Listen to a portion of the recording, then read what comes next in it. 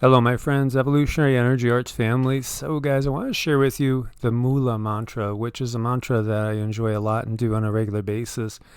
This is one of the more powerful ones that evokes a feeling of, just like this omnipotent peace that comes over you. It's so beautiful and so powerful. And so it's in Sanskrit. And Sanskrit is, as far as we know, probably the most ancient language on the planet. And so it's pronounced Om Satchit Ananda Parabrahma Purushottama Paramatama Shri Bhagavati Sameta Shri Bhagavate Namaha.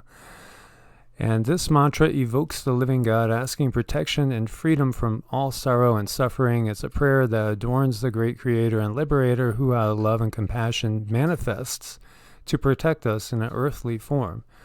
This Moola mantra has given peace and joy to people all over the world who have chanted it or even listened to it. It has the power to transport one's mind to this state of causeless love and limitless joy. The calmness that the mantra can give is to be experienced, not spoken about, so you have to actually do it. And in traditional manner, you would have prayer beads, mala beads, and there's 108 of them, so typically you would do repetitions of 108. And up to 1,080 repetitions.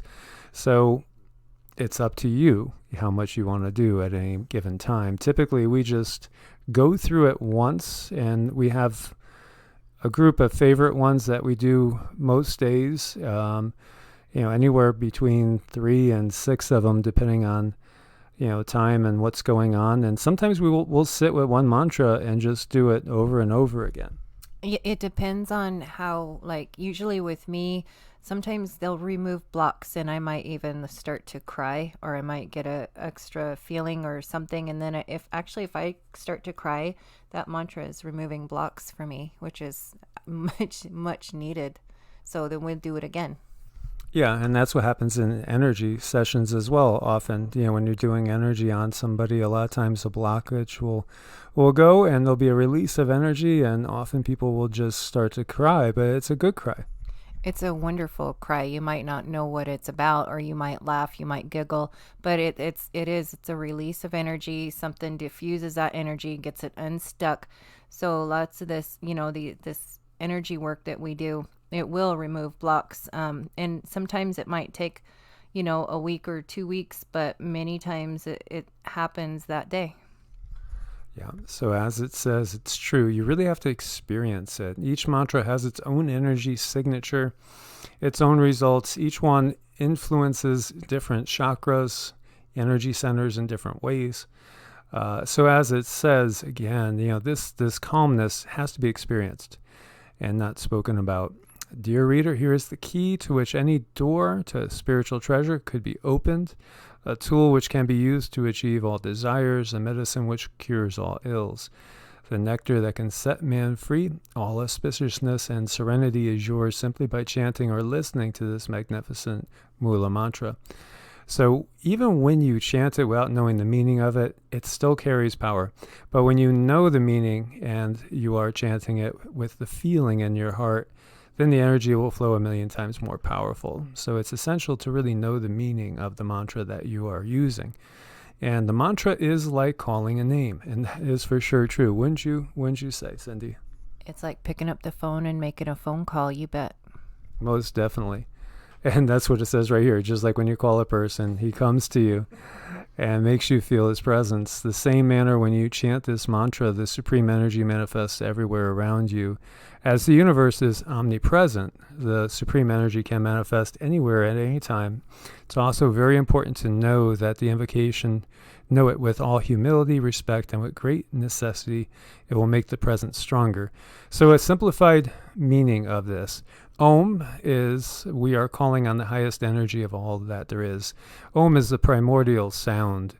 And of course, Om is key to all the Vedic philosophies and religions. Sat is the formless. Chit is consciousness of the universe.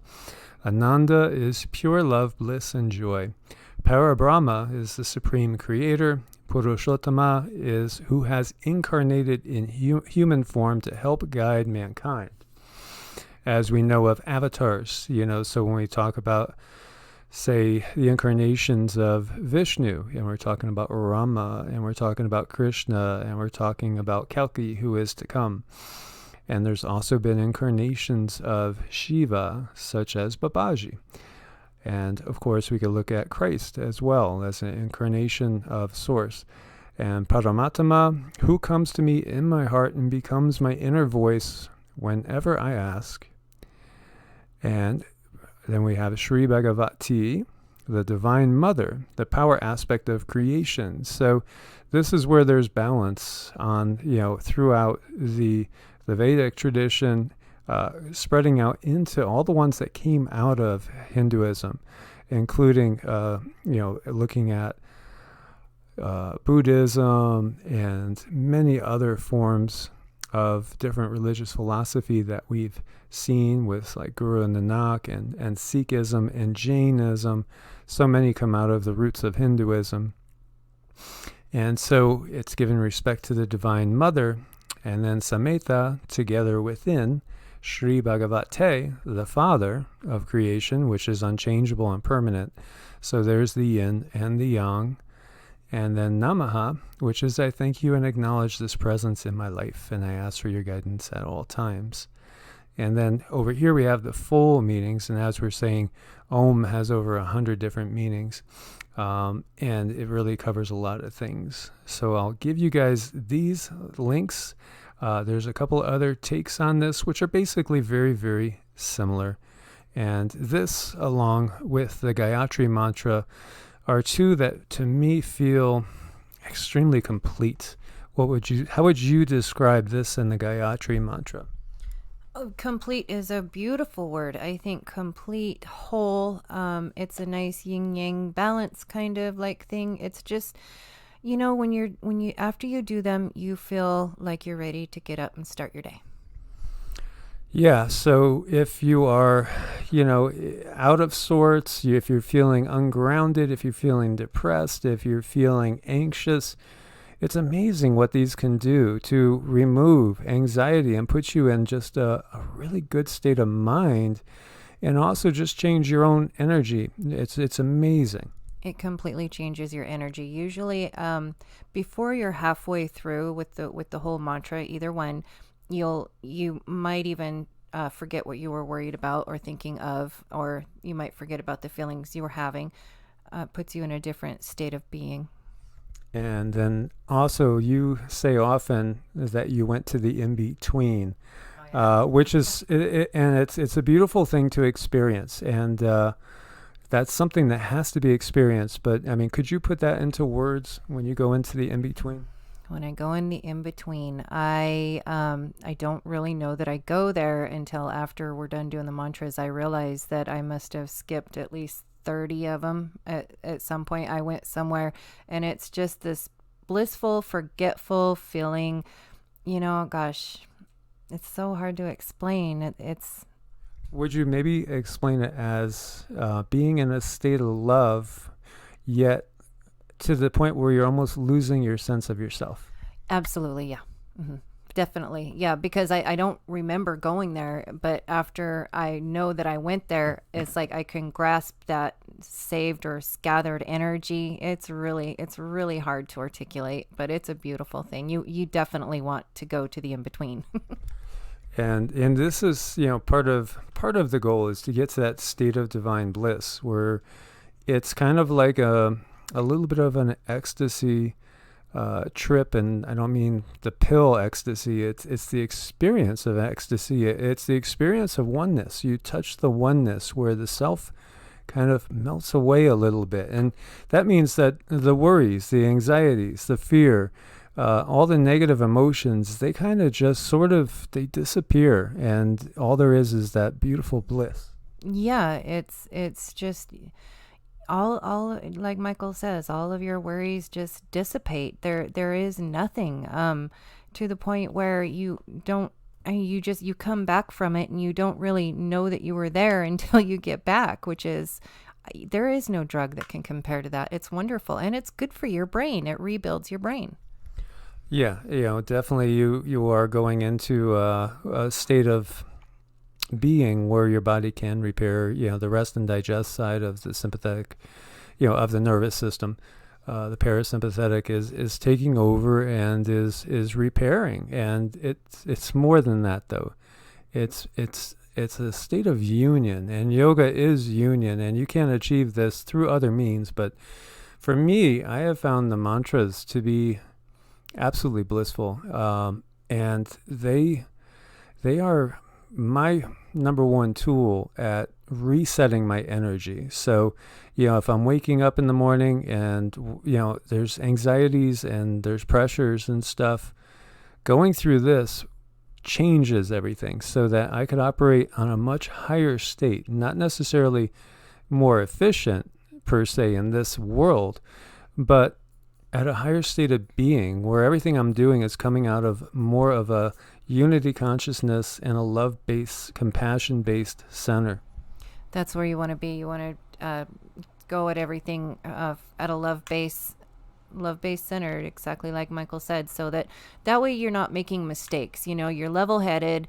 You're with it. You have a grasp on things. So making a decision from that standpoint is probably one of the biggest things you could do to change your life. Most definitely. So I like to start our day by doing our Qigong practice. And then we do some standing meditation, which draws in the life force. And then we sit and do our mantras. And then we go to start to work and do other things. And that way, we set the tone. Yeah, we've gotten rid of a lot of baggage by doing it this way, so that we're operating out of what we might call our higher self a lot more. And one thing I might add, when I first started doing them, I didn't have a lot of time. It was really hard to find time in the day, but it was so important that I do this, that I set my alarm an hour and a half before everybody woke up so that I could do them. It made that much of a difference in my life, and it was worth every minute. So this is Deva Premal, who is like one of my favorite artists, and she's got a amazing voice doing the Moola mantra, and I'll include that. And then here we have a more traditional take on the Moola mantra as well, with the lyrics and the meanings. So I'll include both of those for you as well. There are hundreds of mantras, and they all affect you in a different way. But what I'll share is that I have found them to be the most transformative thing, I think, as far as a practice that I've experienced out of any tradition. And, I've explored a lot of different traditions. I've been to, 50 to 100 different churches in my lifetime, and explored every aspect of Christianity. I've been to a Jewish temple multiple times as well, taken in those ceremonies. I've been to Buddhist temples. I've taken part in pagan and Wiccan ceremonies as well. And, everything has its own beauty and its own value, and each person's unique.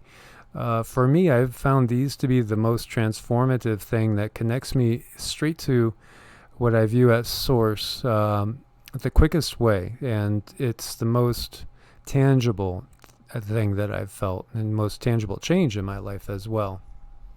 And it's worth everything you can do to get these mantras into your life, and get the energy changed. You're not going to be sorry. You're going to be. It's life changing. It's wonderful. It's beautiful. I highly recommend it for anybody to create that time to do these.